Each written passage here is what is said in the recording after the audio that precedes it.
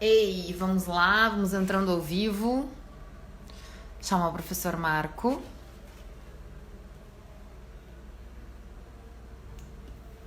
Ei, Maristela, querida, tô esperando o professor Marco entrar, já vem.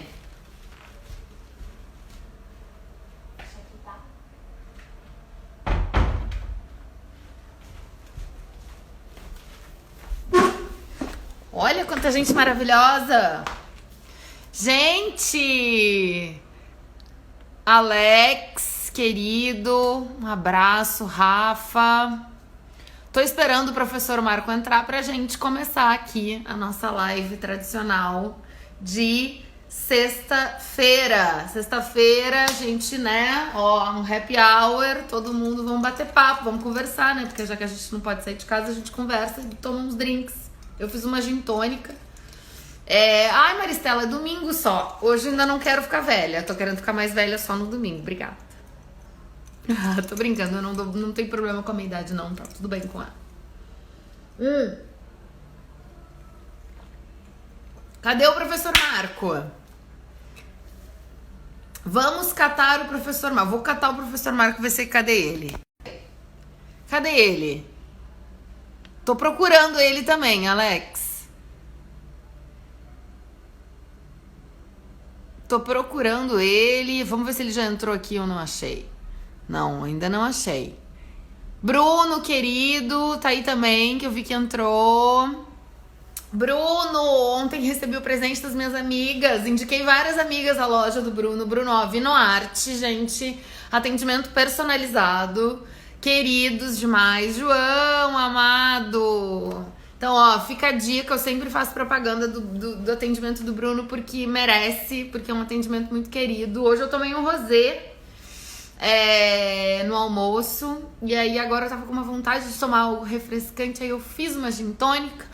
O Wallace, meu amigo, que teve a ideia das lives, por culpa do Wallace que eu comecei com essa mania de fazer live. E ficou legal, ficou divertido, a gente tá se divertindo. Então hoje a gente vai falar de processo penal empírico.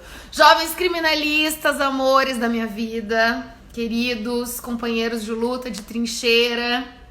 Muita honra estar ao lado destes rapazes na vida. Rapazes admiráveis, maravilhosos.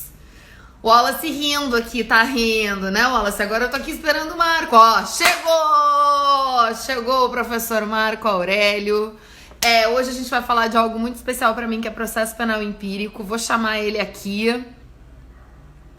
Querido Bruno! Bruno, eu sempre faço propaganda da tua loja, gente. Vinoarte, Bruno entrega, recomendo. Maravilhoso. Muito recomendado. Muito bem recomendado. Ó, minhas amigas do Rio Grande do Sul também estão entrando.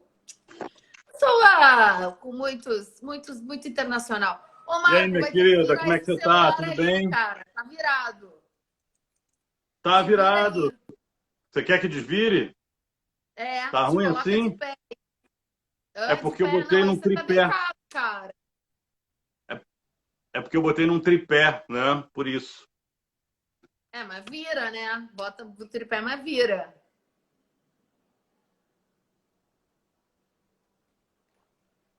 Já tô aqui. Bota no tripé virado. O meu também tá assim. Pois é, né? Boa Bota ideia. aí no tripé virado. O meu também tá no tripé. Tá bom. Um Tripé é segundo só que eu vou virar o ótimo. tripé. Ficou bom? Tô querendo comprar aquela luz que deixa a pele da gente melhor, gente. Assim, não precisa fazer tanto botox, né? Eu não sabia que essa luz existia. Existe. Peraí, deixa Mas eu tu ver tá como é que eu deitado. vou botar esse tripé assim, do jeito que você tá falando. Gente, o Marco, ele realizou o sonho de morar na roça. Só que aí a internet dele fica assim, ó. Peraí, deixa eu Aquele ver sonho aqui, de Bel. ter quintal. Ana, linda, maravilhosa, nossa Ah, aluna assim ficou melhor, querida. né? Assim, Ficou. ficou ótimo. Ficou. Pronto, Tudo pronto. certo? Como é que tá, Abel? Tudo Tá bem? pronto? Alegria aqui estar fazendo essa Tudo e live com você? você. A gente estava devendo essa. Muito bacana, muito bacana. A Só um gente tá. vinhozinho, que bom. A gente tá. Sexta-noite, né? Eu Eu ainda não tenho tô que bebendo trabalhar vinho, tô amanhã bebendo. de manhã. Então estou devagar com a bebida hoje. Ah, é? Tu não vai tomar nem um Não, não vou vinhozinho? tomar. Amanhã de manhã, bem cedo, eu estou de pé para trabalhar, então vou deixar Tu isso tem que aí. dar aula amanhã? Amanhã de manhã, tem que estar dando aula até às 11. Uau! E Então, aí, pelo pô, EAD, óbvio. se eu beber, eu não acordo para dar aula, né? É, realmente. É, né? Bom, gente, vou começar apresentando então o Marco, para quem não o conhece. Primeiro agradecer, né? O Marco é um colega muito querido para mim de instituto, e também do campo temático onde a gente trabalha. Né? Nós pesquisamos o que eu estou começando a chamar de processo penal a partir da empiria. Processo penal, né, em primeiro lugar, e processo penal a partir da empiria. Que foi algo que eu ontem falei na live, quando eu fiz a live com os jovens criminalistas que estão aqui nos ouvindo, sobre a importância, porque é que o processo penal, que eu chamo de a partir da empiria, é tão importante, né? Ele é importante, eu só vou fazer essa introdução e já vou passar a palavra para o Marco, porque ele, inclusive, escreveu uma tese sobre isso. Mas, enfim, eu também, né? Mas a minha tese não trata tanto do processo como o caso da tese do Marco. Mas o que eu queria falar é o seguinte: a importância do processo penal a partir da empiria é porque quando a gente olha para os livros de processo penal, eles são muito descolados da realidade, né? E eles não trazem as práticas. Hoje a gente até tem autores que trazem e aproximam das práticas e do que é o contexto dos tribunais e do que eles fazem como advogados ou como juízes ou como promotores. Mas isso é algo que é novo, né? Que os processualistas estão começando a fazer. Acho que eu diria assim que talvez de uns 10 anos para cá, eu fui aluna do Auri, né? Que eu acho que é um cara que faz essa articulação muito bem. Mas eu fui aluna do Auri lá em Porto Alegre, então 2005, 2004, 2003, nesse período, entre 2002 e 2007. E ele nem era o Auri que é hoje, né? Ele ainda estava fazendo doutorado, na verdade. Então, esse movimento da gente conseguir pensar as práticas do processo penal, isso é muito recente. Eu acho que eu diria que tem o quê? Uns 10, 15 anos, talvez. E também não são todos os manuais, né, os livros, os cursos de processo penal que fazem isso. Isso é um movimento recente. E qual é o nosso trabalho? Nós trabalhamos com pesquisas empíricas, porque a gente entende que a complexidade do processo penal no contexto brasileiro, e a gente tem colegas que se debruçam também sobre processo civil e colegas que se debruçam sobre, por exemplo, o STF, então também as questões constitucionais, o professor Carlos Vitor, que não sei se está aqui na live, que é um colega que pesquisa o processo decisório no contexto do STF, ele fez uma etnografia do STF, que é o que a gente chama, né? Bacana. Então a ideia... Oi? Bacana, bacana isso. E a A Bárbara, que etnografia faz do pesquisa STF, de bacana. processo civil, o professor Paulo, lá da USP, que também faz pesquisa empírica no processo civil, né? Aí temos nós no processo penal, tem o Pedro, que pesquisou o processo na França, então faz um contraste muito importante. Tem a professora Fernanda Duarte, o professor Rafael. Então, nós somos um grupo de pesquisadores que se interessam por esse tema. Pois bem, e aí eu pedi para o Marco vir falar com a gente hoje, porque ele é meu colega lá no Departamento de Segurança Pública. Na verdade, eu não sou mais professora substituta lá, mas eu sou colega dele no Instituto Nacional de Estudos Comparados em Administração de Conflitos, que é o INEAC.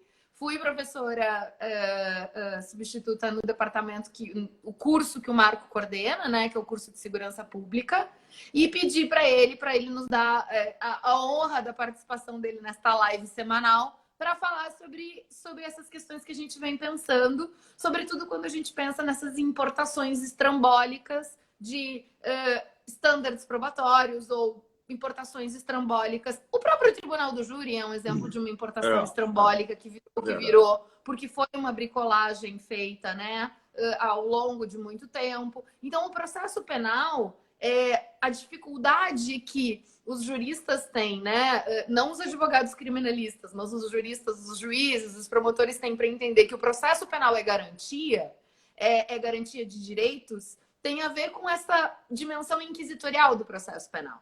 E é isso que a gente pesquisa, né? Quando a gente vai olhar para a prática, quando a gente se volta para a prática e não fica só olhando os manuais de processo penal. Porque se a gente olhar os manuais de processo penal, pela lógica do contraditório, você tem gente dizendo que é uma coisa, gente dizendo que é outra, e aí cada um usa como quer. Mas a empiria mostra como as coisas de fato são. E aí, passando a palavra para o Marco, muito rapidamente, eu só queria fazer essa distinção. Ciência parte da empiria, necessariamente. Teoria, né? Isso do ponto de vista filosófico, teoria é algo que se faz a partir da empiria, para explicar a empiria, né? E os manuais de direito, normalmente, eu estou dizendo que tem exceções, mas na sua grande maioria, são obras que vêm para falar de dogmas e de doutrinas, mas não explicam a empiria. Então, é um pouco esse movimento que a gente faz. Eu queria falar dessa importância para vocês e agradecer. Vou te apresentar e já passo a palavra. O Marco, gente. Tá bom.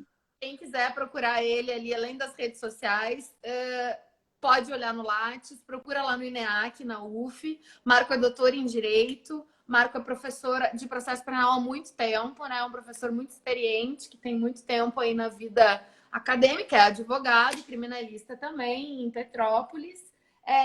Enfim, Marco, tá com a palavra aí. Queria te pedir para falar um pouco das questões. Obrigado, Bel, por esse convite, eu agradeço. E já te convido também a depois participar de uma live ali a partir das minhas redes. Seu trabalho sobre o júri é um trabalho muito importante, né? Na época que você escreveu, nós fizemos um júri, né? Que foi também uma experiência muito boa. Eu espero que tenha agregado aí a sua escrita no trabalho, na reflexão de estar ali como ator, né? Não tão como um observador, que é o trabalho empírico, mas ali naquele júri, atuando na defesa daquele caso, que era um caso muitíssimo interessante, não é? E já te digo que os réus já estão soltos, né? Mas foi uma experiência muito bacana, né? Foi uma experiência muito bacana e, se tudo der certo, vamos participar de outra, né? Em breve, aí, as coisas retornando aí à normalidade. Então, eu já te convido aí futuramente para a gente fazer essa nossa live a partir das minhas redes, do meu Instagram, né, que é muito bacana. Essa questão que você começa abordando, que eu acho assim fundamental, né, com o papel da empiria, né, na pesquisa jurídica, que é uma coisa pouco discutida, pouco trabalhada. Essa lógica do contraditório é uma lógica que vai permear toda a lógica do sistema, inclusive do ensino jurídico, dos livros jurídicos. Você abre os livros e você percebe o contraditório, né? Que é uma coisa, eu entendo assim, data vênia, o doutor autor entende tal, né? Um contraditório dentro do reverencialismo, né? Mas que a empiria... Desculpa te interromper, mas eu quero só fazer uma distinção, porque eu acho que muitos colegas que estão nos ouvindo são do direito e não conhecem a distinção entre lógica do contraditório e princípio do contraditório. Perfeito. Então, pedir para você fazer, por favor, aí. Você foi embora, Marco. Não me abandona, Marco. Eu estou aqui, Bel, eu estou tentando resolver problemas técnicos. Bom, a questão do princípio do contraditório é um princípio do processo penal que vem dizer que você tem aí a possibilidade de se contrapor às argumentações da outra parte. Agora, a lógica do contraditório, que é uma outra racionalidade, ela é pautada na ideia de que se tem uma tese, essa tese tem que ser combatida de uma forma antagônica, né?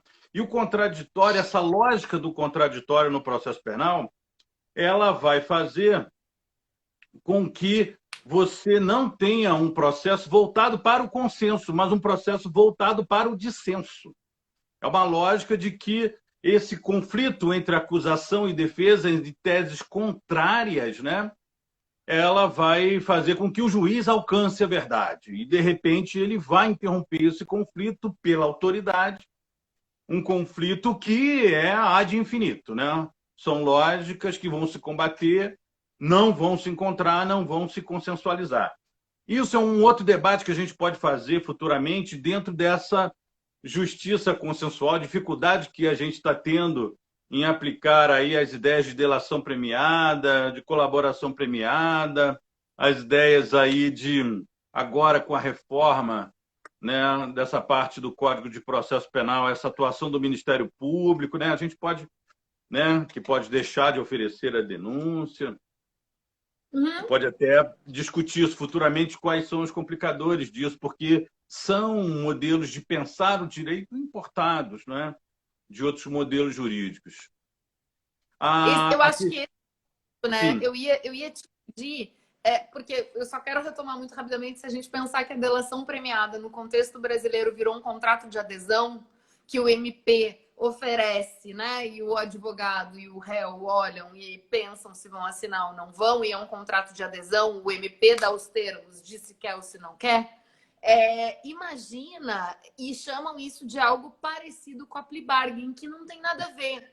Então, eu queria dar um passo mais atrás contigo, justamente porque, né, a tua tese de doutorado é sobre a presunção de inocência e o devido processo legal. E aí eu queria te pedir para explicar para quem está nos acompanhando agora essa diferença. E por que no Brasil a gente não pode pensar, pensando nesse contraste entre sistemas, porque eu sempre falo isso para os meus alunos e acho importante a gente deixar isso muito claro aqui, que a gente não está falando que os Estados Unidos é melhor, que o Canadá é melhor, que a França é linda, maravilhosa, que a gente vai ser igual à França. O contraste que o contraste no contexto da antropologia é outra coisa, né? O contraste ele serve para explicitar as diferenças, de modo que a gente consiga mostrar que as instituições jurídicas e as instituições políticas, enfim, são reflexo de uma sociedade, da maneira tal qual a sociedade se organiza, né? Então, não é uma coisa à toa. Uau! A gente tem um judiciário que se afasta da sociedade no Brasil à toa. Não. Tem, além de uma história, e além da história, a gente tem uma sociedade que se organiza dessa maneira. Então, eu queria te pedir para falar um pouquinho sobre essas diferenças do que tu observaste quando tu estiveste no Canadá, né? E que aí tu veio escrever sobre o teu livro da presunção da inocência e do devido processo legal. Sim. Sim. Só antes, Isabel, eu queria pontuar um pouco assim só a importância dessa observação empírica, né? Porque o que a gente vê recorrentemente é que o nosso direito ele está sempre buscando as soluções para os seus problemas, importando de outros sistemas jurídicos. E assim, não sei por quê, não sei se isso é uma síndrome de vira-lata, eu não sei se isso, né, é achar que os outros são melhores, que o que vem de fora é sempre melhor. Eu não sei, porque as melhores soluções elas têm que partir da melhor compreensão dos problemas. E a pesquisa empírica ela proporciona isso, uma descrição da realidade e uma compreensão a partir dos atores ali, né, das pessoas que atuam ali, quais são os problemas, identificar. Aí você consegue identificar quais são os problemas e pensar as soluções, né? Porque a importação ela não carrega os mesmos valores, elas não carregam as mesmas referências, elas são importadas de forma fragmentária, ninguém importa o sistema inteiro, né? São matrizes históricas distintas e aí a gente tenta aí, né, fazer aí a jabuticaba, né? Que é encaixar isso dentro do nosso sistema. Obviamente, quando você traz isso, ele se transforma, se adapta, pede qualquer referência com o direito estrangeiro. Então, a importância da pesquisa empírica para o direito é isso, é um olhar para a realidade. E aí eu acho que nós precisamos da doutrina, nós precisamos de conceitos nos quais a gente tem que se guiar. Esses conceitos eles têm que ser consensualizados, não é? para a gente poder olhar a realidade, interpretá-la juridicamente de uma forma que a gente consiga se comunicar com todo mundo de forma igual. Essa é a importância do consenso dentro do direito e produção de seguranças jurídicas das decisões, dos entendimentos. Então, eu acho que a gente tem essa capacidade. A gente não precisa importar. A gente precisa trazer aí a metodologia das ciências sociais, principalmente, e fazer aí uma observação dessa realidade jurídica brasileira e como a gente pode efetivamente torná-la melhor para nós, né? Tornar melhor para nós, porque acham que determinado instituto funciona muito bem lá, mas esse instituto é muito bom para aquela sociedade, aquela comunidade, mas para nós, né, a gente tem que pensar, refletir, mas primeiro entender qual é o problema. Sem entender qual é o problema, a gente cria um monte de letra morta, aquela expressão que é comum no direito, isso não colou, essa lei não pegou, né? Que é uma coisa completamente desconectada do direito, dessa nossa cultura cívica, dessa nossa prática social, né? Então, a empiria proporciona também a aproximação, né, dessa cultura que é feita nos tribunais, dessas práticas, a compreensão e a problematização dela. Então, é fundamental. Isso é uma coisa que eu acho que o direito todo tinha que se voltar em torno disso, compreender as realidades, para poder, inclusive, legitimar a sua literatura, né? Porque ela vai estar respaldada pelos fenômenos sociais, pela realidade social. Não é aquela coisa muito desconexa, muito estanque, não é? Ou então você está sempre querendo criar, discutir coisas que não acontecem na realidade, tentando fazer com que ela aconteça a partir de uma reflexão abstrata, hipotética. Sim. Então, por exemplo, já falando da minha experiência no Canadá, quando eu cheguei no Canadá, eu queria... A minha tese era assim, eu vou estudar provas. Então, eu no Brasil comecei a colher um monte de livros, fui na livraria, né, que tinha ali na Rua da Assembleia, que era uma livraria gigantesca de livros jurídicos, saí catando tudo que era possível sobre provas, né? Devorei aquilo sobre prova, falei, bom, agora eu estou abastecido, vou para o Canadá, né? Vou ver as práticas, eu vou olhar a literatura, vou assistir às aulas. E aí foi muito curioso, né, que o primeiro impacto que eu tive, né, foi que quando eu cheguei lá, eu perguntei assim, onde é que é a livraria de direito, né? Não, aqui na faculdade tem uma livraria? Tem. Tem uma livraria jurídica? Olharam para mim, eu acho que deve ter algum livro de direito.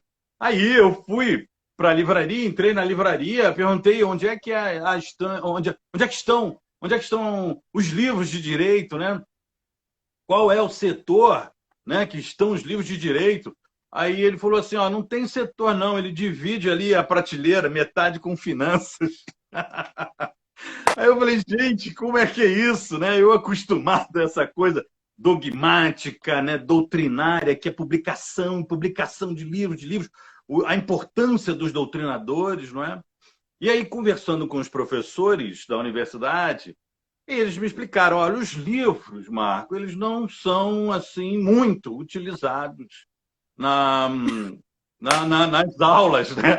Ué, como? Como não? O que acontece é que cada professor tem o seu casebook, né? Seu livro de casos. Então, aí eu estava na biblioteca, até conversando com a bibliotecária, ela falou, eu posso te dizer aqui onde é que estão os casebooks dos professores, né?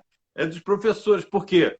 Os professores vão organizar a sua disciplina a partir dos tópicos e dos casos que eles julgam, né?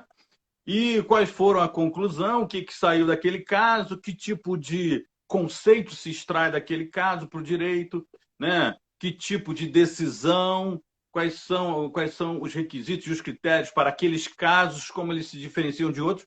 Então, eles fazem esse estudo a partir de um olhar da realidade, né? Do julgamento das decisões dos casos reais, dos casos concretos. Então, é um direito realmente construído e ensinado mais próximo daquilo que acontece nos tribunais. Não é tanto doutrinador, não é tanto doutrinador, porque ele está preocupado com aquilo que acontece na realidade, uma certa preocupação, né? Com aquilo que acontece na realidade. E aqui a gente tem essa coisa destoante e teorias que vão saindo e teorias que vão surgindo e sendo importadas, não é? E por mais bonitas e belas que pareçam, elas têm aí uma dificuldade muito grande de serem operacionalizadas aqui. E aí a gente vem essa questão do estandarte probatório, né? Que é uma perspectiva que muitas pessoas aí, acredito até que bem intencionadas, muito ligadas ao garantismo penal, estão trazendo para cá. Para você compreender a produção de provas e pensar, né, como a gente pode aperfeiçoar isso, como a gente pode deixá-la mais previsível, né, nós temos que olhar para a prática. E aí a gente já tem aí dentro desse grupo do INEAC algumas produções interessantes sobre isso. Como você bem mesmo mencionou, a sua tese do júri é importante para compreender isso, né? A tese da professora Regina Lúcia, né, sobre o livre convencimento é importante para compreender isso, né?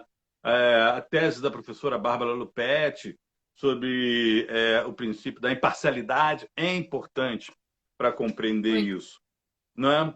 E a gente pode, a partir dessa literatura, compreender o fazer. E esse fazer ele está muito orientado para uma outra racionalidade do que essa do standard probatório, né? Porque Sim, até porque nos Estados Unidos, no contexto da common law norte-americana e canadense, que foi onde você teve, né? A ideia do processo penal acusatório, primeiro, é a igualdade de partes. O processo, ele é uma garantia, ele é um direito do próprio acusado, né? Que é a coisa mais importante da gente pensar.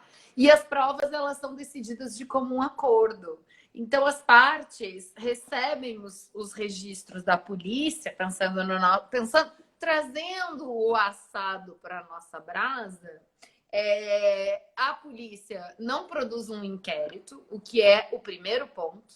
A gente nunca vai conseguir resolver sistema de provas e questão de provas enquanto a gente tiver um inquérito, eu acho, minha suspeita, porque o inquérito, no caso brasileiro, ele amarra completamente tudo. E se você não tiver um juiz, eu vi que o Casar entrou aqui, não sei se ele ainda está aí, mas se você não tiver um magistrado que é garantista e que procura seguir as normas, né, das formalidades legais, o cara vai se amarrar ao que foi produzido no inquérito e vai terminar o processo a partir daquilo ali.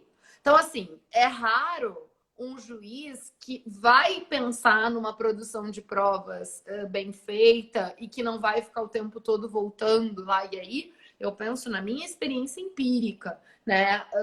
O juiz, o tempo todo, e todos os juízes, a primeira coisa quando eles tinham uma testemunha diante deles era abrir o inquérito e bater as versões.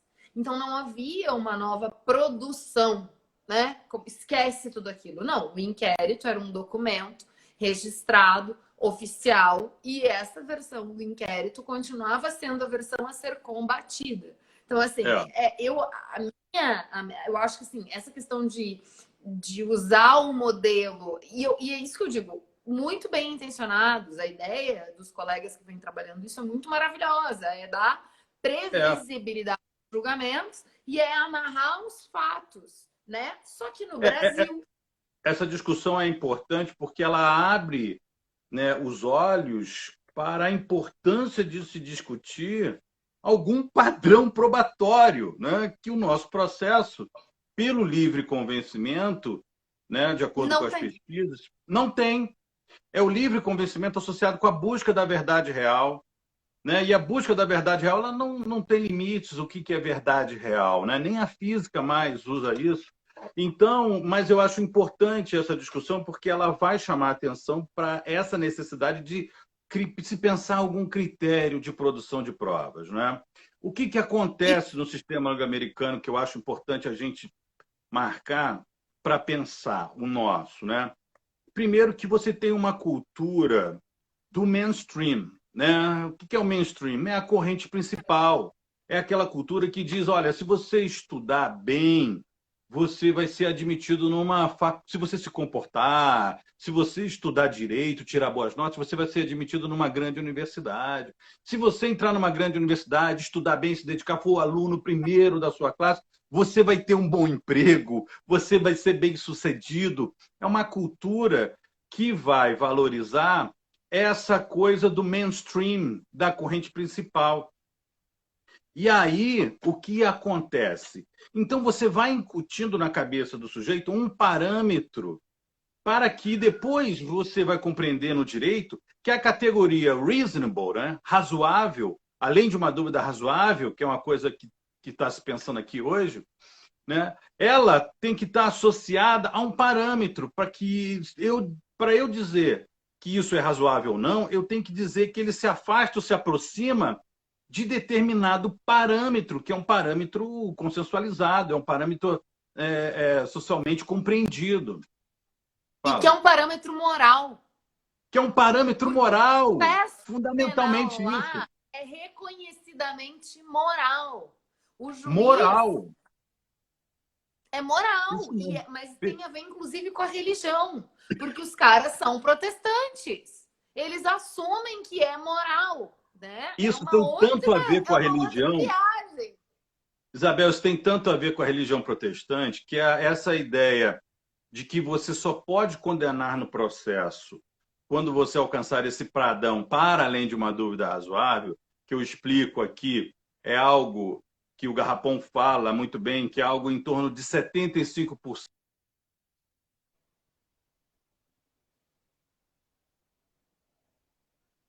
Ih, gente.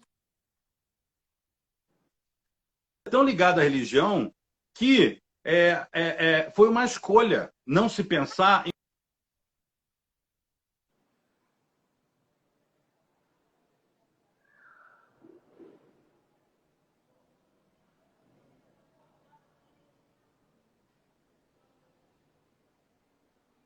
O que aconteceu com a nossa internet? Será que o Marco perdeu a internet?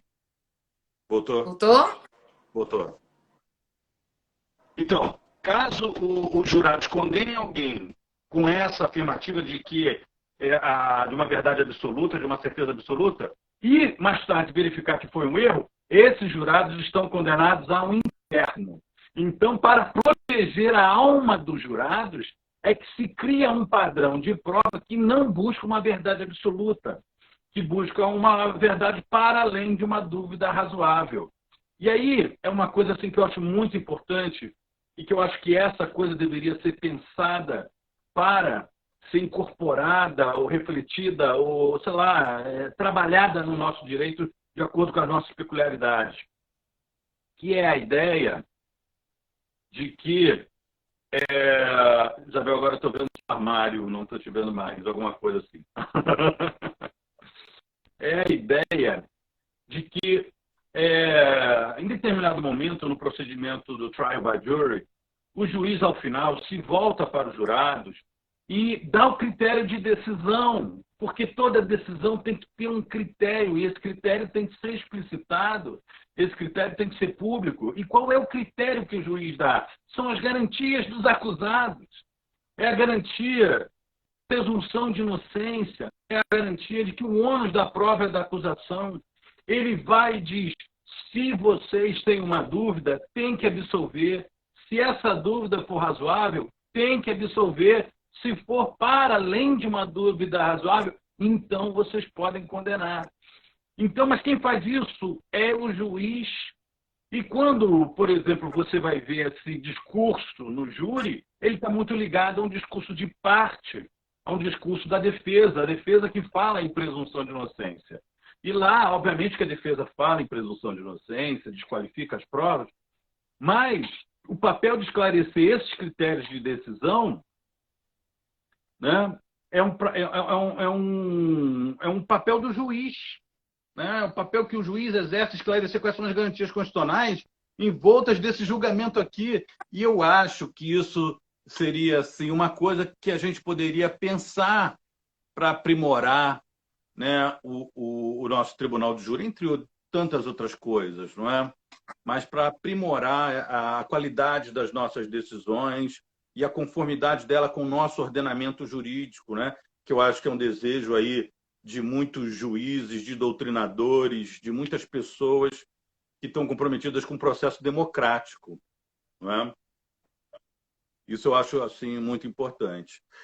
Então, só voltando aqui um pouco, nessa sociedade que ela tem o mainstream, né, a corrente principal, está muito internalizado nele as perspectivas, as moralidades que são construídas a partir desse referencial. Então, essa categoria reasonable, né, razoabilidade, ela é fundamental dentro do direito anglo-americano.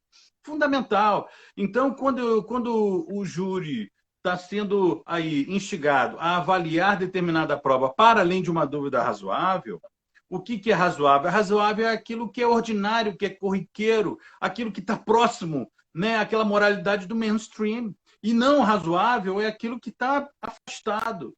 Faz sentido para eles. Eu, quando sentei lá para assistir os julgamentos, isso custei a entender isso, porque eu falei, como que isso faz sentido chegar para eles e falar isso é razoável, isso não é razoável? E me parece que eles concordam, obviamente, consensualmente, com esse critério de razoabilidade.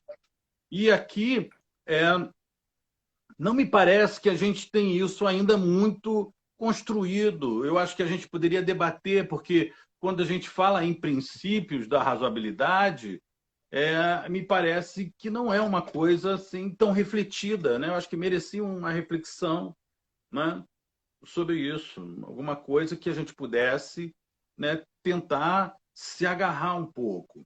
E aí eu acho que essa questão, né, da necessidade de se condenar com padrões, né, ela tem que ser pensada a partir da prova e a partir das decisões, né?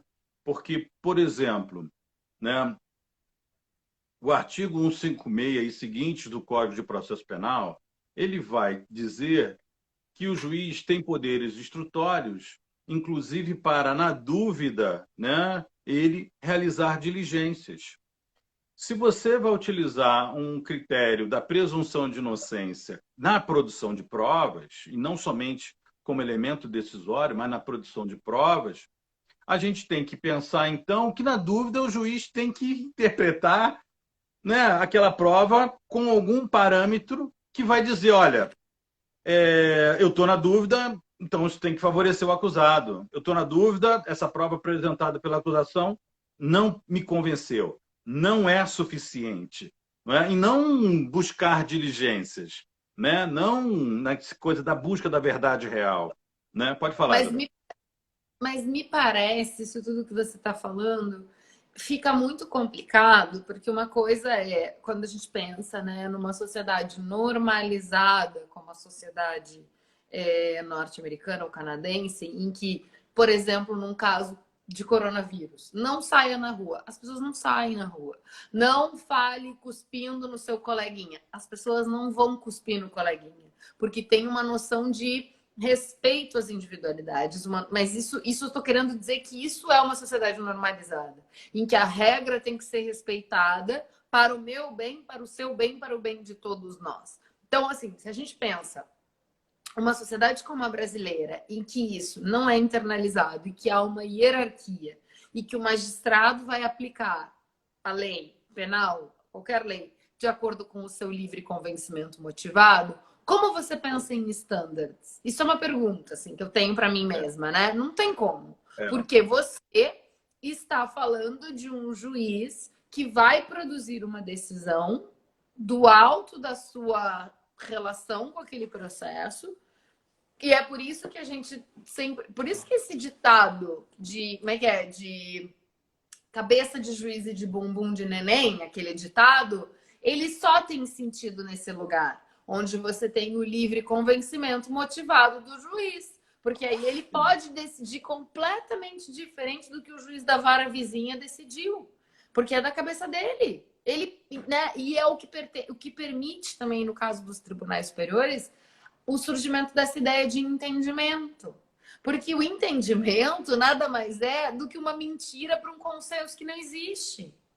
Porque eles não entram em consenso, certo? Não. O É. desembargador não vai bater um papo com um amiguinho e vai ter um consenso com o desembargador do lado. Ele vai produzir uma decisão, que é uma decisão a partir da decisão da cabeça dele, e aí quem cola, cola, quem não cola não tem problema, vai por maioria ou não vai, né? E o cara diz, não, então aqui o nosso tribunal tem um entendimento, porque não é um consenso. E a É. jurisprudência norte-americana e da common law, essa ideia de precedentes, ela é muito séria, porque você tem que levar a sério os precedentes. Como que você vai Sim. violar um precedente? Não pode violar um precedente. É. Precedente é algo que segue e que precisa ser perpetuado. Por isso é um precedente, não é mesmo? Precedente. Não É o pode que você produz a violar um estabilidade do precedente. sistema. Né? É o que produz a estabilidade do sistema. Né? Agora, essa questão ela tem também outra relação muito importante que você tocou agora e me fez pensar aqui. Né? Porque o que acontece? Né? O que acontece no direito brasileiro? Nós temos uma concentração de poder no juiz. Hoje, os juristas mais atuais, eles já questionam isso. Mas se você for pegar os clássicos, né, eles reafirmavam isso. Né? Por exemplo, a Ada Pellegrini tem um artigo, a iniciativa instrutória do juiz no processo penal acusatório, que, na verdade, é uma afirmação de que o juiz tem que ter esses poderes, que o processo tem que estar com o poder concentrado na mão do juiz. Então, a primeira coisa que eu queria comentar disso que você falou, né, a lei nesses países, né, eles têm, obviamente, um sistema de internalização, né, aquilo que o professor Daniel dos Santos um dia me disse, de domesticação mesmo, né, de adestramento, que internaliza as normas. Né? Isso faz com que o direito ele exista em potencial, não precisa de um juiz, né, dar a sentença, bater o martelo e dizer que o direito acontece aqui. Ele acontece e as pessoas se comportam em conformidade com ele porque ele está na lei.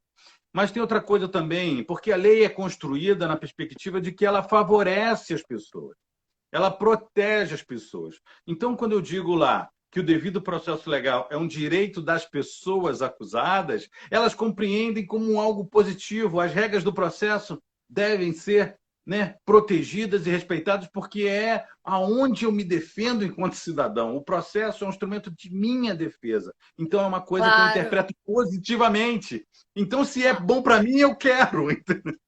Como a gente tem um sistema de produção de norma muito impositiva, de cima para baixo, sem pensar as realidades, a gente volta à empiria, né? A Constituição normativa ela não pensa as realidades, não compreende a realidade.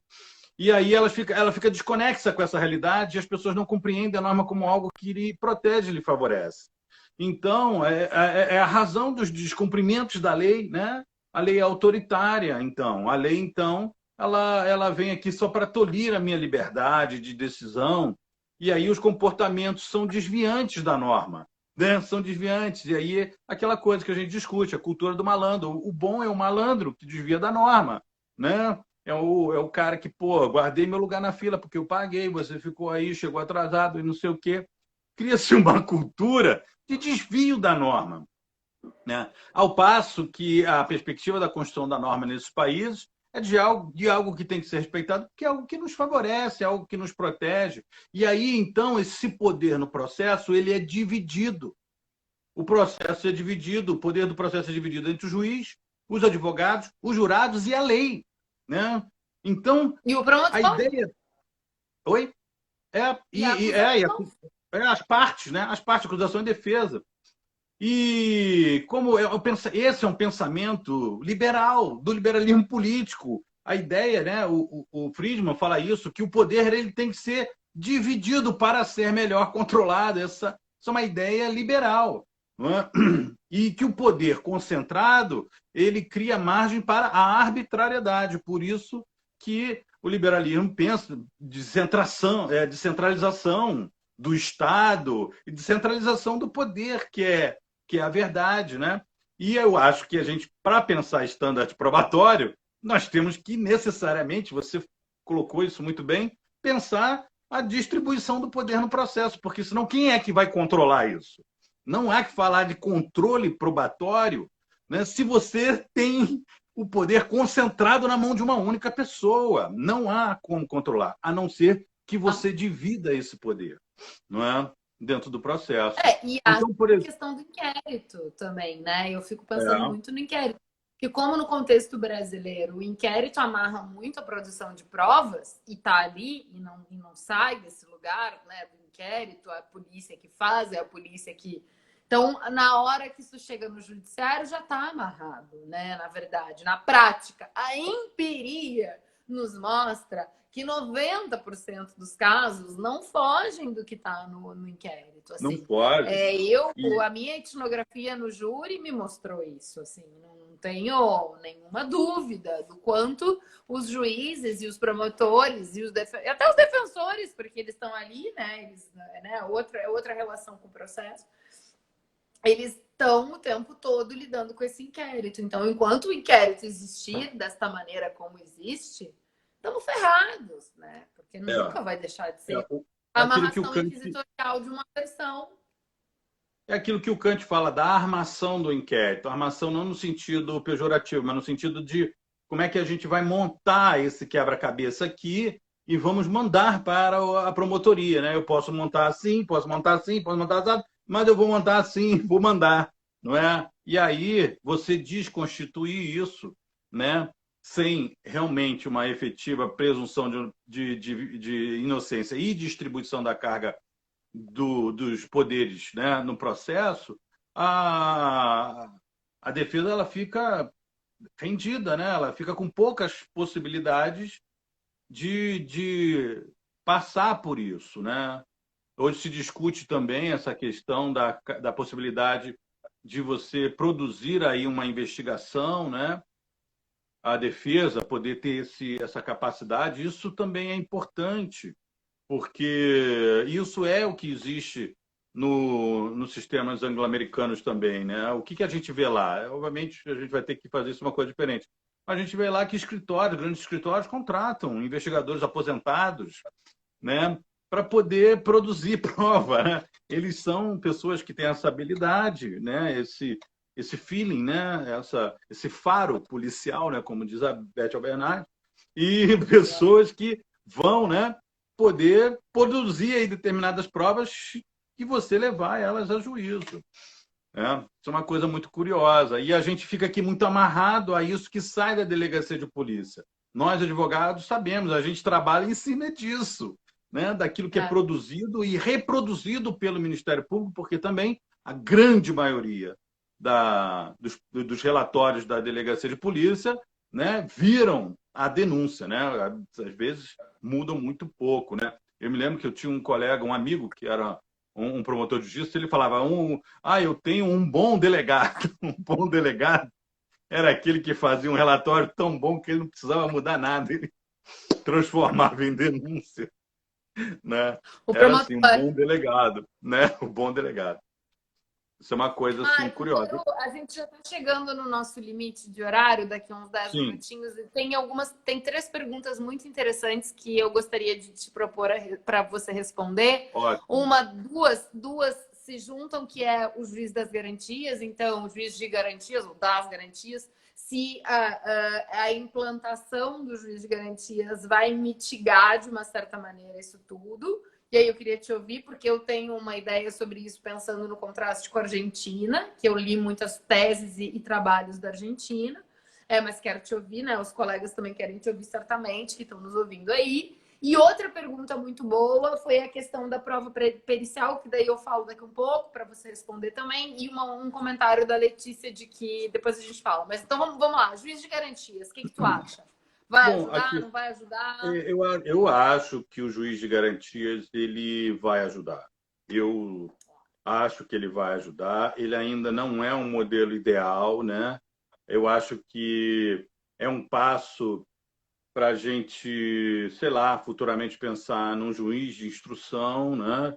Mas eu acho que é uma ideia muito boa. Nós só vamos saber se essa ideia, né, ela vai atingir aí as suas finalidades, as suas idealizações, quando a gente fazer um trabalho empírico, né, observando a realidade, como é que isso vai se operacionalizar. Mas eu acho que em determinadas situações pontuais, não é? Essa questão do juiz de garantias ele fazer tipo um saneamento do processo, principalmente quanto eu acho que seria importante muito assim a gente se deparar com um juiz que vai limpar o processo das provas ilícitas, né? Olha, aqui esse processo já não tem nenhuma prova ilícita, nenhuma. Aí, nessa concepção de prova ilícita, também as ilegítimas, né? Compreendendo também as ilegítimas. E aí, esse processo limpo e saneado para você julgar, eu acho que é um passo importante, né? Eu tenho algumas críticas, um dia a gente pode fazer uma só sobre isso, mas, assim, eu acho que é um passo importante para a gente começar a tentar aí, né? Já começa, obviamente, dentro do Poder Judiciário, mas uma divisão de poderes entre os próprios juízes, né? Isso já é uma coisa, assim, acho que muito importante, né? O meu palpite com o juiz de garantias é que é o reconhecimento de que temos um sistema acusatorial. E isso é necessário. Na minha opinião, os doutrinadores, juristas, pesquisadores do campo do direito ganhariam se reparassem de falar nessa transformação acusatorial do processo e conseguissem assumir que temos um processo inquisitorial, então vamos pensar o processo inquisitorial que temos e ter juiz de garantias é, para mim, um reconhecimento dessa inquisitorialidade do processo. Então, eu acho que a gente ganharia, porque seria muito mais próximo do que é um sistema inquisitorial, né? Que é o que acontece na França, e aí eu recomendo aos colegas que leiam um artigo do professor Pedro Heitor sobre esse assunto. Agora eu não vou me lembrar qual, mas eu me lembro do... Ah, já sei! Que ele escreveu junto com o professor Kant lá naquele blog lá da ciência do Globo, tá? Que é sobre o juiz de garantias. E aí o professor Pedro explica que na França isso é uma figura tão importante porque se reconhece como inquisitorial. Então precisamos colocar limites a essa inquisitorialidade. Então, para mim, o juiz de garantias é importante porque é uma forma de explicitar isso e reconhecer que isso precisa de limites. Não pode ser essa loucura que é. A produção de prova precisa ser, sim, algo sério, levado a sério. Não pode estar na cabeça das pessoas, né? E isso a gente, pode falar. isso a gente se Isso eu acho encontra com os importante colegas. porque quando a gente vai varrer a ideia de verdade real, que é uma herança inquisitorial, nós temos que repensar o processo inteiro. Não dá para dizer assim, vamos acabar com os atos instrutórios do juiz. Tudo bem, mas mantém um interrogatório do juiz sobre o acusado, mantém aí um interrogatório do juiz nas testemunhas, não é? E, por exemplo, no processo civil tem elementos também disso, a perícia do juiz, o juiz tem um perito de confiança, então tudo isso, né? A gente Aí tem eu que... quero te fazer a pergunta que o João trouxe aqui, que é muito boa. Ele disse assim: e nos casos de prova pericial, porque no dia a dia é visível que os juízes contrariam laudos que são favoráveis à defesa sob o livre convencimento do juiz. Eu vou falar rapidamente, já te passo a palavra, porque eu quero falar duas coisas importantes. E aí eu recomendo muito o livro do Figueira, né, do ônibus 174, onde ele mostra por A mais B que o laudo não importa, porque as partes manipulam os laudos científicos. E aí o que eu queria dizer era, na minha concepção, no nosso processo inquisitorial, o juiz, por conta do livre convencimento motivado, ele se acha superior à ciência, inclusive. Então tem um laudo científico, um laudo dado com elementos científicos, e o cara diz, não me serve, porque eu sei mais do que a ciência. Bom, nós estamos vendo isso, né? Nós estamos vivendo isso. Um momento em que a política está se sobressaindo em vários aspectos a ciência, quer dizer, nós estamos vivendo este momento, né? Isso é muito doido. Aí fala tu, Marco. Isso é muito importante, né? E aí eu me recordo do trabalho da Clarissa Plateiro, que é sobre a questão dos homicídios, né? Ela tem uma pesquisa muito interessante e ela diz assim que, curiosamente, né, assim, em regra, pouco se dá valor à perícia dentro do processo. Pouco se dá valor. O delegado de polícia, por exemplo, ele privilegia os depoimentos, não é? E essa discussão da prova, né, que é uma discussão que a gente está falando da perícia também, né, da prova, nós temos que pensar que essa prova, atendendo a critérios científicos, a gente tem que, obviamente, admiti-la. Mas, para isso, o que eu digo, nós temos que ter um controle sobre essa verdade no processo. Ela não pode ser limitada a um nível de convencimento. Então, tem que se distribuir o poder no processo para que as provas tenham peso, para que as provas tenham valor. E é muito curioso que o discurso dos juristas mais clássicos, mais tradicionais, é o contrário. É que a prova tem valor porque não há divisão de poder, porque o poder está concentrado. Na verdade, ela tem valor porque as partes legitimam aquela verdade, né? Elas que vão legitimar aquela decisão, as partes envolvidas, não é? Muito É por aí. interessante. E aí, bom, a Letícia fez um comentário que eu acho interessante também, que ela falou assim, Letícia Delgado, lá de Juiz de Fora, que também trabalha com Pedro, uma querida, maravilhosa, obrigada por nos assistir. Ela falou assim, que acha que nós temos um sistema de justiça criminal que entende que a absolvição é sinal de fraqueza do sistema. Eu acho também, né? É, eu acho. Eu me lembro Que a uma vez um absolvição é um delegado de. problema. O Acha que é júri, uma por falha. exemplo, É, então, o júri tem mil problemas, mas o problema que as pessoas falam é que ele absolve demais. É o absolve único demais. problema que as pessoas falam. O júri tem um monte de problema, mas o senso comum é só que ele absolve demais. Que ele não absolve Isso, demais, ele condena pra caramba. isso é uma coisa muito curiosa que você está falando, e eu me lembro também do seu trabalho sobre a família judiciária, né? E aí eu acho que é uma coisa são todos familiares em linha reta e colaterais, né? De delegacia de polícia até a decisão final, né? E porque eu acho, então, que parece uma cultura de preservar o sistema. E preservar o sistema é preservar a construção da verdade que ele faz. Eu me recordo muito que um dia um delegado de polícia me falou: Marco, o cara que passa por um inquérito, por um processo, chega no júri, alguma coisa lhe deve. É, Então é isso. É um trabalho que foi feito na delegacia, que foi feito na primeira fase do processo, e ele é uma coisa assim de será assim uma afronta, sei lá, uma violação, você desconsiderar todo esse trabalho anterior. Então, a tendência é uma condenação. Assim, também, né? Eu digo também, né? Porque a construção da verdade ela se faz nesse sentido, é uma construção de culpabilidade, né? A primeira fase dos júris se chama sumário de culpa, não sumário de inocência, né? Então, é uma coisa curiosa. gente, infelizmente a gente está chegando no final da nossa live. Estou aqui com 1 minuto e 40 restantes. Ai, passou muito rápido. Eu Foi quero muito bom. agradecer todo mundo, agradecer ao professor Marco, agradecer os colegas que tiveram conosco. Tivemos muitas visitas. Hoje a live vai ficar salva. Eu vou baixar e vou subir para o canal do YouTube, meu canal do YouTube, que eu estou abrindo aí, para a gente ficar com esse material, que eu acho que é um material muito rico. Marco, te agradeço. Vou te passar a palavra para falar aí as Eu últimas. agradeço. Ficou uma pergunta faltando um colega que falou aqui, um colega que é perito, que falou que ele como perito, aqui eu vi a pergunta que ele como perito vê essa negação da ciência mesmo. Letícia já está pedindo outra sobre juiz de garantias. Essa dupla aqui Ótimo, ótimo. gosta, né? Bom, quero Marco, tá agradecer, contigo a Isabel. palavra. 1 minuto. Quero te agradecer pelo convite. A gente tem uma parceria aí bacana em trabalhos e academicamente. É um prazer muito grande estar aqui podendo fazer essa live com você. Quero agradecer as pessoas que participaram aqui, que assistiram, que fizeram perguntas. Alguns professores aqui, conhecidos meus, também entraram aqui. Faço aqui a lembrança do professor Márcio Rischi, que também é um criminalista.